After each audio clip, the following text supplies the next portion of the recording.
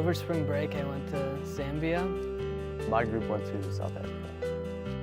Over spring break, I went to El Salvador. Over spring break, I went down to Guatemala on a mission trip. Over spring break, I went to Dominican Republic, and it was just a really great life experience to see how God moved me and moved everyone on our team.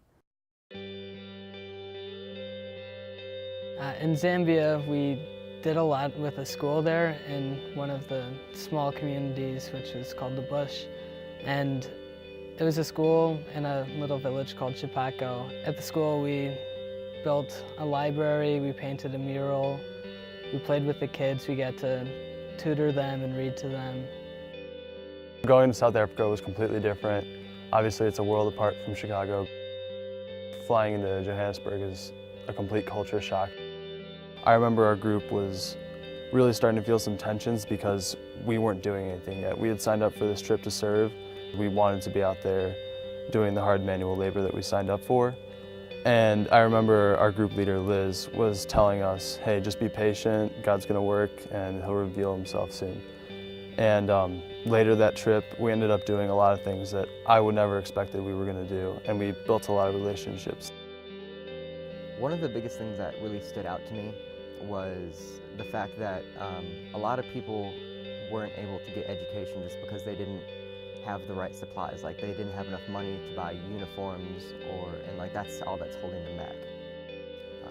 It seemed a little frustrating because you're just so close to being able to, bettering your life for years by, getting educated, but you just can't because you can't afford something as simple as school clothing.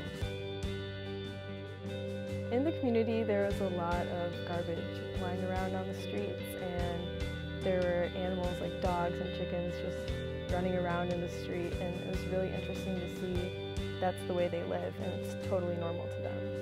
While we were there, we built stoves. Right now in El Salvador, they're cooking over open, fire-burning stoves, kind of like a bonfire, and there's so much smoke in the houses, and there's soot on the ceilings. It's really toxic. And so we ended up building stoves that had chimneys, so it would be safer and better air for them to breathe. So we made concrete with our feet, and the girls would have to step in it, and we would lay down bricks and make little tunnels for the smoke to go through. The Dominican Republic is a lot different from here because, obviously the weather, it's a lot hotter and it's humid, and then it's a poor community, so it's not, big buildings and paved roads, dirt roads, and these tiny little tin houses. It's kind of a culture shock when you get there. The people are incredible. They're the most God-loving, outgoing, friendliest. They would give you the shirt off their back. They're amazing.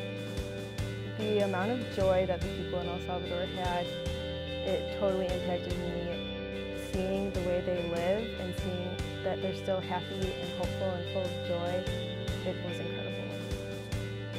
God stirred a lot of hope in me, and he showed me that I should definitely be more grateful for things that I have here.